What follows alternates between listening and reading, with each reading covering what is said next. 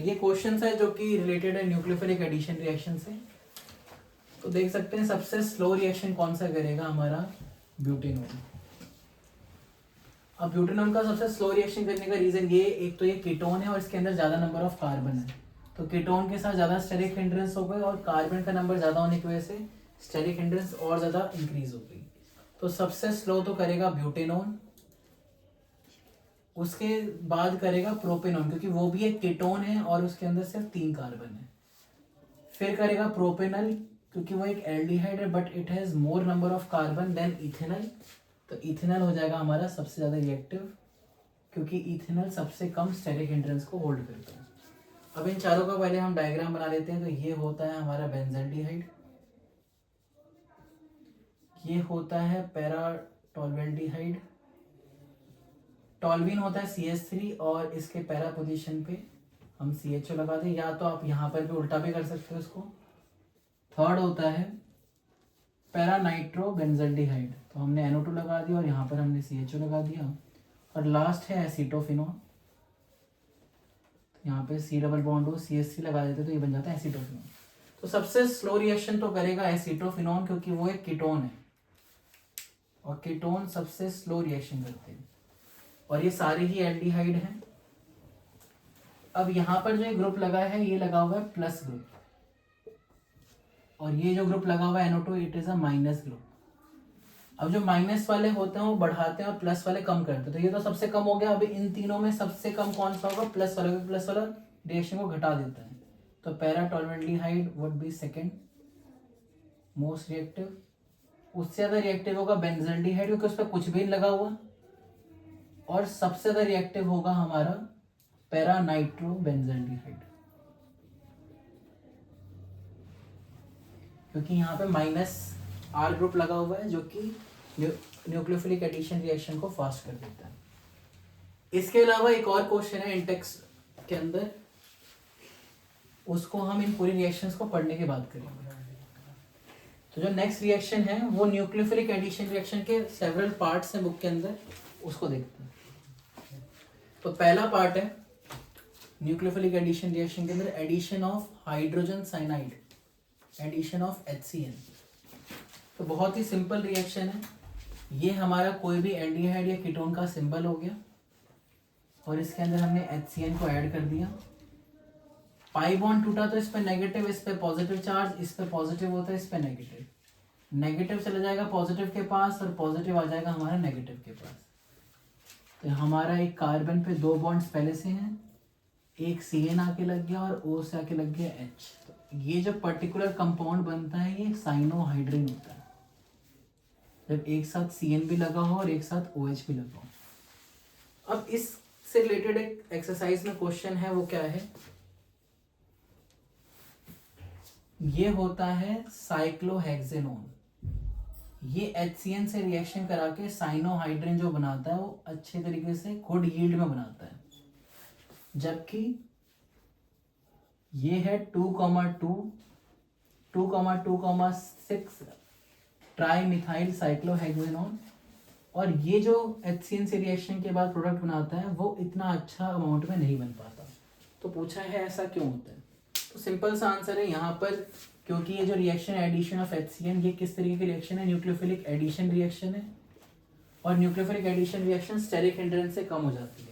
अब यहाँ पे स्टेरिक हिंड्रेंस ज़्यादा है और स्टेरिक हिंड्रेंस ज़्यादा है तो न्यूक्लियोफिलिक एडिशन रिएक्शन यानी कि एडिशन ऑफ HCN नहीं हो पाएगा, क्योंकि स्टेरिक हिंड्रेंस ज़्यादा तो रिएक्शन नहीं हो पाएगी। यहाँ पे स्टेरिक हिंड्रेंस कम है तो यहाँ पे रिएक्शन हो जाएगी। तो इसीलिए साइक्लोहेक्सेनोन तो जल्दी से साइनोहाइड्रिन बना देता है, जबकि 2,2,6 ट्राई मिथाइल साइक्लोहेक्सेनोन नहीं बना पाता। तो ये क्वेश्चन एक्सरसाइज का है, 18th क्वेश्चन होगा, उसका कोई एक पार्ट है। नेक्स्ट एडिशन है हमारा addition of NaHSO3, sodium hydrogen sulphide, addition of NaHSO3। तो इस रिएक्शन के अंदर क्या होता है, ये हमारा कोई एल्डिहाइड या कीटोन है और इसकी रिएक्शन हमने NaHSO3 से करा दी। ये भी एक न्यूक्लियोफिलिक एडिशन रिएक्शन ही है, ये कुछ इस फॉर्म में ब्रेक होता है, Na अलग हो जाता है और SO3 माइनस अलग हो जाते हैं। पाई बॉन्ड टूटेगा नेगेटिव और यहाँ पे पॉजिटिव, तो पॉजिटिव जाके लग जाएगा नेगेटिव से और नेगेटिव जाके लग जाएगा पॉजिटिव से। हमारा जो प्रोडक्ट बनेगा वो कुछ इस फॉर्म का बन जाएगा, HSO3 माइनस और यहाँ पर हमारा आ जाएगा ONA। अब इसके बाद क्या होता है, ये वाला H प्लस और ये Na एक दूसरे को ट्रांसफर कर लेंगे, इसको हम बोलते हैं प्रोटॉन ट्रांसफर। H प्लस का ट्रांसफर हो जाता है, इसको हम बोलते हैं प्रोटॉन ट्रांसफर। तो हमारा कुछ इस तरीके का प्रोडक्ट बन जाता है। इसको हम एडिशन प्रोडक्ट बोलते हैं और ये रिएक्शन कभी एग्जाम में आई नहीं है, तो it is not so important reaction. But जो इसके अगली रिएक्शन है एडिशन ऑफ ग्रिग्नार्ड रिएजेंट, ये मल्टीपल चैप्टर्स में है, अल्कोहल वाले चैप्टर में भी है और इस चैप्टर में भी। तो एडिशन ऑफ ग्रिग्नार्ड रिएजेंट,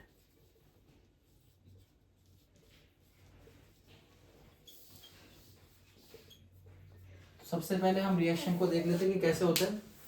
तो ये हमारा कोई भी एल्डिहाइड या कीटोन है और इसकी रिएक्शन हमने RMgX से करा दी। इस पे आता है हमारा नेगेटिव, इस पे होता है पॉजिटिव। पाई बॉन्ड टूटेगा तो नेगेटिव पॉजिटिव, नेगेटिव को हमने जोड़ दिया पॉजिटिव से और पॉजिटिव को हमने जोड़ दिया नेगेटिव से। एक कार्बन के दो बॉन्ड तो पहले से थे, R आके लग गया हमारा कार्बन से और O से आके क्या लग गया Mg और X। फिर सेकेंड स्टेप में हम इसका हाइड्रोलिसिस करा देते हैं, वाटर की हेल्प से बॉन्ड को तोड़ देते हैं। इस पे नेगेटिव होगा, इस पे पॉजिटिव, वाटर कुछ इस फॉर्म में ब्रेक होता है, पॉजिटिव जाके लग जाएगा नेगेटिव पे और नेगेटिव जाके लग जाएगा हमारा पॉजिटिव पे। तो हमारे यहाँ पे क्या बन गया, एल्कोहल। तो अगर हमें एल्डिहाइड या कीटोन से एल्कोहल बनाना है तो हम उसकी रिएक्शन किससे करा सकते हैं, ग्रिग्नार्ड रिएजेंट से। अब इसमें इंपॉर्टेंट क्या है कि अगर हमारे यहाँ पे एल्डिहाइड जो है वो मिथेनल है, तो यहाँ जो एल्कोहल बनेगा that would be 1 degree alcohol. कब, जब उसकी रिएक्शन आप किसी भी ग्रिग्नार्ड रिएजेंट से कराओगे और सेकेंड स्टेप में क्या कराओगे, हाइड्रोलिसिस। अगर कोई दूसरा एल्डिहाइड है, अदर एल्डिहाइड,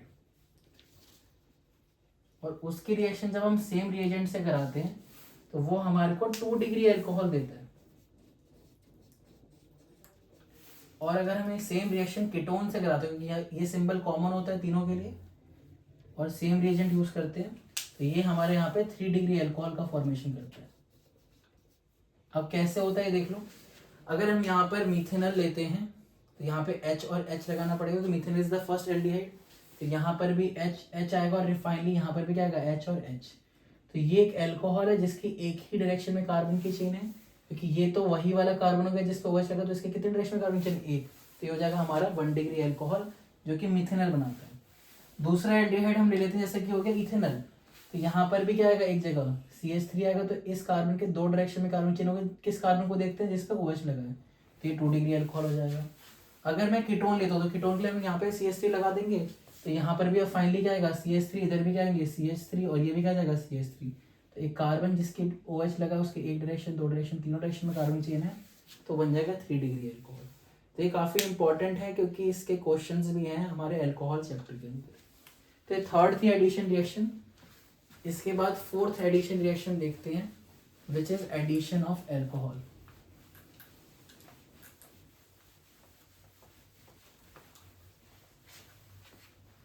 देखो एडिशन ऑफ एल्कोहल के अंदर क्या है,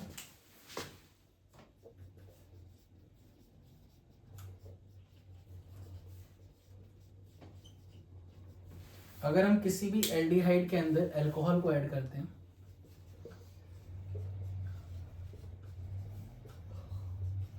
वो एडिशन एक एसिडिक प्रेजेंस में होता है, जैसे कि हमने H से ले लिया, तो यहाँ से बॉन्ड टूटा, ये नेगेटिव ये पॉजिटिव। ये वाला बॉन्ड अगर टूटेगा तो इस पे नेगेटिव होगा, इस पे पॉजिटिव, तो ये पॉजिटिव जाके लग जाएगा नेगेटिव से और ये नेगेटिव जाके लग जाएगा पॉजिटिव से। तो ROH और यहाँ पे लग गया OR। और ये जो कंपाउंड बना है इसमें देखो, एक ईथर है, कार्बन ऑक्सीजन कार्बन, ये ईथर बन गया और ये एक एल्कोहल भी होल्ड करता है, तो एल्कोहल भी है और ईथर भी है, तो ऐसे कंपाउंड को हम बोलते हैं हेमी एसिटर। ये बायोमॉलिक्यूलर चैप्टर के अंदर भी बनता है हेमी एसिटर। इसके बाद अगर हम इसकी रिएक्शन फिर से एल्कोहल से करा दें तो ये बॉन्ड टूटता है, इस पे पॉजिटिव इस पे नेगेटिव, ये यहाँ से हाइड्रोजन को हटाएगा और ये पॉजिटिव उसकी जगह ले लेगा। तो अब क्या होगा, यहाँ पर इस तरफ भी ईथर आ गया और इस तरफ भी क्या बन गया, ईथर आ गया। तो ये बन जाता है हेमी एसिटल से पूरा एसिटल। तो अगर एक ईथर एक अल्कोहल होगा तो उसको हेमी एसिटल बोलते हैं, और दोनों तरफ ईथर हो जाएगा तो वो एसिटल बन जाता है। अगर ये रिएक्शन हम कोई भी कीटोन से करा देते हैं, तो ये है हमारा कीटोन और इसकी रिएक्शन हमने, तो ये एल्डिहाइड से था, एल्डिहाइड से क्या बनता है हमारा एसिटल। और अगर हम कीटोन से करा देते हैं तब हम देखते हैं क्या बनता है। तो ये जो कंपाउंड है इसको बोलते हैं इथाइलिन ग्लाइकोल। अब यहाँ पर देखो कैसे होता है रिएक्शन, यहाँ से दोनों हाइड्रोजन निकलते हैं और वो क्या करेंगे, इस ऑक्सीजन के साथ मिलकर बना देंगे वाटर। ठीक है, अब इस कार्बन के दो बॉन्ड टूटे हैं क्योंकि दो बॉन्ड ऑक्सीजन से निकल गए, और इस ऑक्सीजन का भी एक बॉन्ड टूटा है, इस ऑक्सीजन का भी एक बॉन्ड टूटा है। ये सब आपस में कंबाइन हो जाएंगे, ये इससे भी जुड़ जाएगा और इससे भी जुड़ जाएगा, इससे दो बॉन्ड टूटे। देखो कुछ इस फॉर्म का डायग्राम बन जाएगा। ये वाले कार्बन ने जाके इस ऑक्सीजन से भी बॉन्ड कर लिया और इस ऑक्सीजन से भी बॉन्ड कर लिया। इस ऑक्सीजन से क्या लगा है CH2, और इस CH2 से क्या लगा है ये वाला CH2, और इस CH2 से फाइनली क्या लगा तुम्हारा ये वाला ऑक्सीजन। अब ये जो कंपाउंड बना है इसको बोलते हैं कीटल। अगर एल्डिहाइड होगा तो क्या बनेगा, अल्कोहल के बाद एसिटल बनेगा, और अगर कीटोन की रिएक्शन हम कराएंगे क्या बनेगा हमारा कीटल। ठीक है, तो एसिटल और कीटल। ध्यान रखना इथाइलिन वर्ड जहां पर यूज होता है that means vicinal. Ethylene word जहां पर भी यूज होता है इसका मतलब विसिनल। और ग्लाइकोल हम तब यूज करते हैं जब विसिनल हमारा कोई भी अल्कोहल बनता है, तो वहां पे एक कॉमन वर्ड यूज होता है ग्लाइकोल। इसके बाद जो रिएक्शन है वो लास्ट रिएक्शन है addition of ammonia and derivative.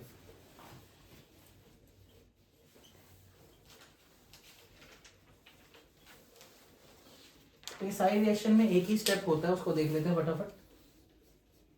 ये हमारा कोई भी एल्डिहाइड या कीटोन होगा, अमोनिया होता है NH3।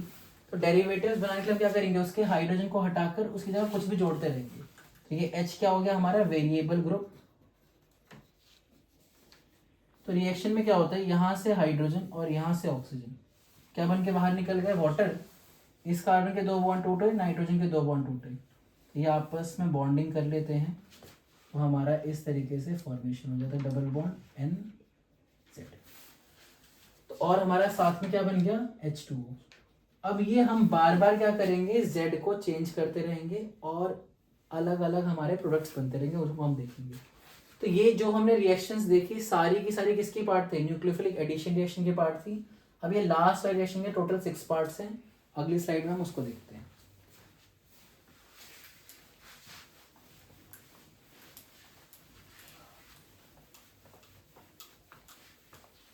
तो देखो अगर हम Z को if Z equal to hydrogen, अगर Z हाइड्रोजन ही बन जाएगा तो हमारी रिएक्शन में क्या आएगा देखते हैं। तो ये एल्डिहाइड या कीटोन हो गया। अब Z अगर खुद हाइड्रोजन है तो ये कंपाउंड का नाम हो जाएगा अमोनिया। और अगर अमोनिया को हम किसी भी एल्डिहाइड या कीटोन में ऐड करते हैं तो ऐसे वाटर बन के बाहर निकलेगा और ये हमारा बन जाएगा। अब इस कंपाउंड को हम ऑलरेडी देख चुके हैं स्टीफन रिएक्शन में, इसका नाम होता है इमाइन। सेकेंड है if Z equal to R, R मतलब कोई भी कार्बन की चेन हो सकती है, ये बन जाएगा हमारा कुछ इस तरीके की रिएक्शन। ये हमारा एक चैप्टर है जिसका नाम है अमाइन, वो बन जाएगा। रिएक्शन तो सेम ही होनी है, यहाँ से हाइड्रोजन यहाँ से ऑक्सीजन, ये बॉन्ड बन के बाहर निकल जाएंगे और ये दोनों आपस में डबल बॉन्डिंग कर लेंगे। तो ये जो कंपाउंड बनता है इसको हम बोलते हैं स्किफ बेस, और इसका यूज थोड़ा सा आता है हमारा बायोमोलिक्यूल में, क्योंकि ग्लूकोज स्किफ बेस नहीं बनाता, though it contains aldehyde group, उसको डिटेल में हम बायोमोलिक्यूल में देखेंगे। If Z equal to OH, अगर हम Z को OH की तरह मान लेते हैं तब क्या बनेगा, तो ये कोई भी एल्डिहाइड या कीटोन हो गया। अब Z की जगह बस क्या आ गया हमारा OH आ गया। तो ये यहाँ से वाटर बन के बाहर निकल जाएगा और यहाँ पे हमारी इन दोनों की बॉन्डिंग सेम तरीके से हो जाएगी। अब ये जो बनता है OH को हम बोलते हैं हाइड्रोक्साइल, और NH2 का नाम मैंने अभी बताया अमाइन, तो इसका नाम हो जाता है हाइड्रोक्साइल अमाइन, और इससे जो कंपाउंड बनता है उसको हम बोलते हैं ऑक्साइन। नेक्स्ट है if Z equal to itself NH2, तब क्या होगा? तो ये है हमारा कोई भी एल्डिहाइड या कीटोन, और इसकी रिएक्शन हमने NH2 से करा दी। तब क्या होगा? यहाँ से डबल बॉन्ड ऑक्सीजन, यहाँ से 2 हाइड्रोजन, ये वाटर बन के बाहर निकल जाएंगे और इनके बीच में डबल बॉन्डिंग हो जाएगी। तो ये हमारा बन जाएगा और साथ में वाटर। अब NH2 अगर 2 बार लगे तो उसको बोलते हैं हाइड्राजीन, और इससे जो बनता है उसको बोलते हैं हाइड्राजोन, हाइड्राजीन और हाइड्राजोन। नेक्स्ट है if Z equal to benzene ring with NH। इसको देखते हैं, यहाँ पे क्या होगा? ये हो गया कोई भी एल्डिहाइड या कीटोन, NH2 तो पहले से ही फिक्स है, बस Z की जगह क्या आ गया? NH, और उससे कनेक्टेड है बेंजीन की रिंग। तो इसका नाम क्या होता है? ये तो हाइड्राजीन हो गया और बेंजीन की रिंग को हम क्या बोलते हैं? फिनाइल। इसका नाम हो जाता है फिनाइल हाइड्राजीन। रिएक्शन तो अभी भी सेम होनी है, वाटर बन के बाहर निकल गया और नाइट्रोजन से हमें डबल बॉन्ड जोड़ देना है। अभी क्या बन जाएगा? फिनाइल हाइड्राजोन, फिनाइल हाइड्राजीन से हाइड्राजोन बन जाएगा। इसके बाद लास्ट के 2 देखते हैं।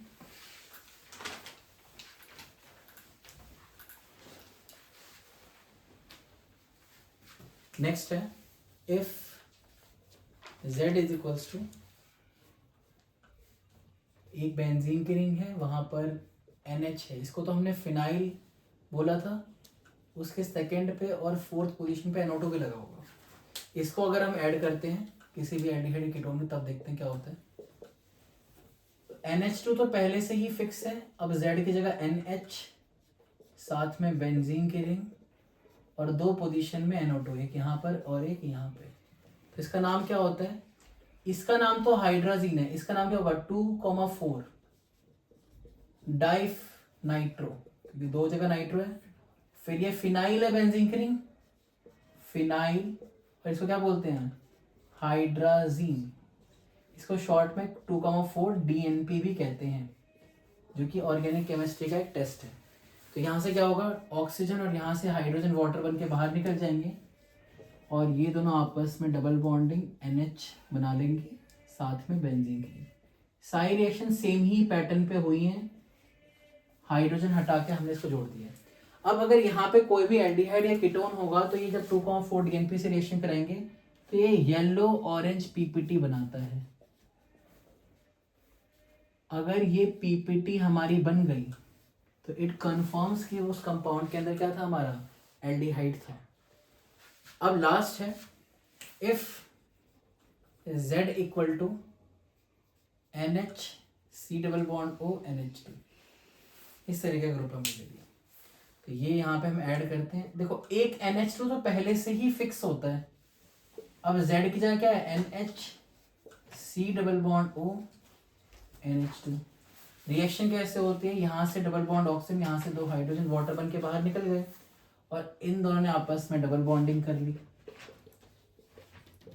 अब लास्ट वाली रिएक्शन में हमें क्या ध्यान रखना है?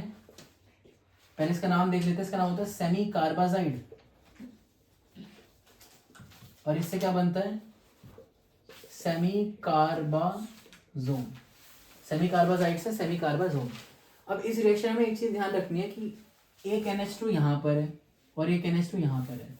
एग्जाम में कई बार इसको उल्टा करके देता है, ऐसे लिख देता है।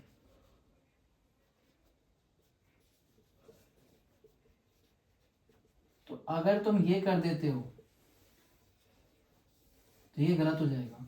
हमेशा हमें कौन से को यूज करना है? जहां पे 2 नाइट्रोजन है, वहां से हमें बॉन्डिंग को इनिशिएट करना है, ना कि हमें उस डायरेक्शन से करना है जहां पे 1 नाइट्रोजन है। ठीक है, जहां पे 2 नाइट्रोजन लगातार है वहां से हाइड्रोजन निकलेंगे, ना कि इधर से जहां पे 1 NH2 है।